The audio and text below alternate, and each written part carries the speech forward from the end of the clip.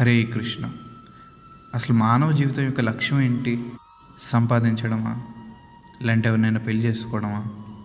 లేదా పిల్లల్ని కని అమెరికాకి చదువులకి, ఉద్యోగాలకి పంపించడమా? సంపాదించి ఖర్చు పెట్టుకుంటున్నాం. ఆస్తి అని ఏదైతే భావిస్తున్నామో, మన శరీరం వదిలేసిన తర్వాత ఒక్క వస్తువు కూడా మనతో తీసుకెళ్ళాం. దానికోసం గొడవ పడుతున్నాం. అసలు ఏంటి ఈ మానవ జీవితం యొక్క లక్ష్యం? వృత్రాసురుడు ఆయన ప్రార్థనలో చెప్తున్నాడు, నాకపృష్టం నచ పారమేష్ట్యం, నా సర్వభౌమం నరసాధిపత్యం, నా యోగసిద్ధిరపునర్భవం వా, సమంజసత్వ విరహాయ కాంక్షే. వృత్రాసురుడు, నాకు ధ్రువలోకం వద్దు, బ్రహ్మలోకం వద్దు, స్వర్గలోకం వద్దు, ఆఖరికి మోక్షం కూడా వద్దు.